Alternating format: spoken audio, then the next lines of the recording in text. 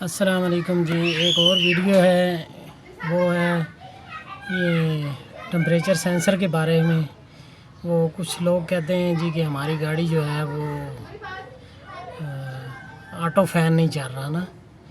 تو اس کی ایک ریزن یہ بھی ہو سکتی ہے کہ جو ٹمپریچر سینسر ہوتا ہے نا، اس میں جو خاص کر پانی والی گاڑیاں ہیں جن میں کولنٹ نہیں ڈلا ہوتا، تو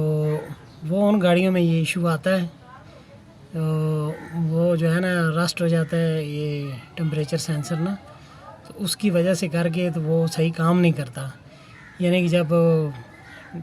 آٹو فین چلنے کا ٹائم آتا ہے تو جسٹ وہ 1 سیکنڈ یا 2 سیکنڈ مشکل چلتا ہے اور ساتھ ہی پھر بند ہو جاتا ہے،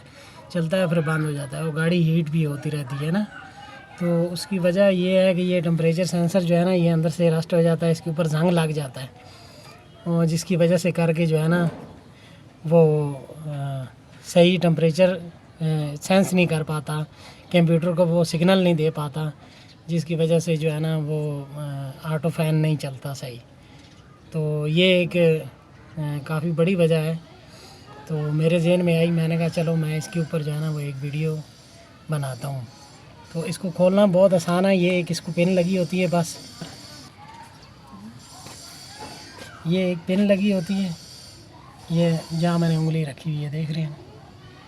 بس اس کو آپ نے پیچکس کی مدد سے پیچھے کرنا ہے اور یہ یہاں سے گرپ اتارنا ہے، یہ پیچھے واپس نکل آئے گی، اور اس کو پھر آپ جو ہے وہ سینڈ پیپر سے صاف کر کے دوبارہ اور پھر دوبارہ لگا دیں، پھر یہ ٹھیک ہو جائے گا، کوئی ایشو نہیں ہوگا پھر۔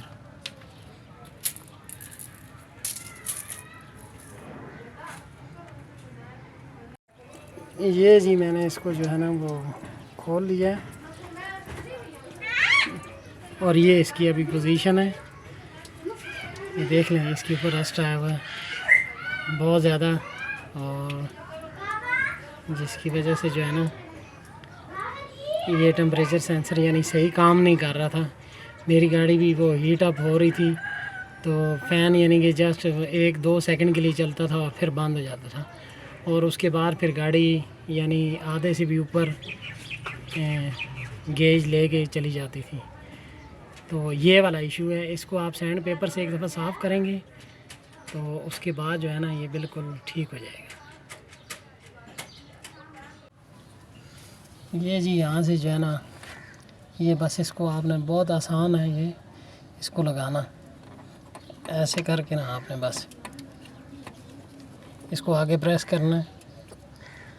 یہ لگ جائے گا۔